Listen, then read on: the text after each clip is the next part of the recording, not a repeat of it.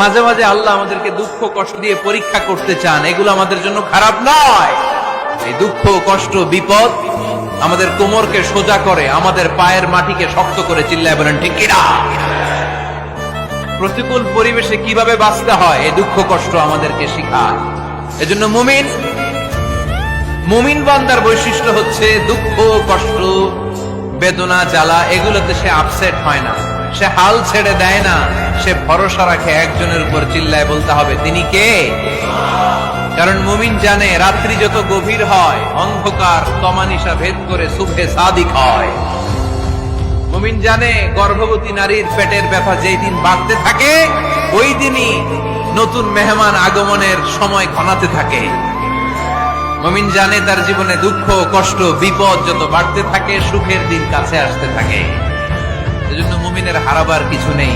ইন্না মাআল উসরি ইউসরা, ইন্না মাআল উসরি ইউসরা। নবী হে, কষ্টের পরেই আছে আনন্দ, দুঃখের পরেই আছে সুখ। আপনি সমস্যায় পড়েছেন, ওই সমস্যার সমাধানও আছে না নাই? এই পৃথিবীতে এমন কোন সমস্যা আছে যেটা সমাধান নাই? কথা বলেন।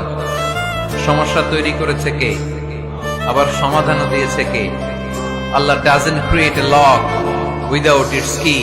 আল্লাহ কখনো চাবি না বানাইয়া ওইটার তালা বানায় নাই। কথা কন। তালাও যেহেতু আছে ওই তালার চাবিও বানিয়েছে কে? মা আনজালাল্লাহু দাআন ইল্লা আনজালাল্লাহু লাহু শিফা। আল্লাহ দুনিয়ায় এমন কোন রোগ পাঠায় নাই যে রোগের ঔষধ বানায় নাই, এমন কোন রোগ নাজিল করে নাই যে রোগের কোন চিকিৎসা বানায় নাই, হয়তো সেটা আবিষ্কার হয় নাই। অনেকে ক্যান্সারের কথা বলতে পারেন যে হুজুর ক্যান্সার এমন রোগ, এই ক্যান্সার তার নাই কোনো অ্যান্সার, কিন্তু বিজ্ঞানীরা বলতেছে এটারও অ্যান্সার আবিষ্কৃত হচ্ছে। সুবহানাল্লাহ কইবেন না? কিছু কিছু ক্ষেত্রে হয়েও গিয়েছে। এজন্য দুঃখের পরেই আছে সুখ, কষ্টের পরেই আছে আনন্দ। এই দুনিয়াটাই এরকম, কষ্টের পরই আনন্দ। দেখবেন তারাবির নামাজ 20 রাকাত পড়তে কষ্ট লাগে না? কোমরে ব্যথা, হাঁটুতে ব্যথা, কিন্তু 20টা রাকাত যখন শেষ করে মসজিদ থেকে বের হই একটা আনন্দ আছে না নাই? কষ্ট করে পরীক্ষার জন্য প্রিপারেশন নিলেন আপনি কয়েক মাস, কিন্তু ফলাফল যখন ভালো হয় তখন একটা আনন্দ আছে না নাই?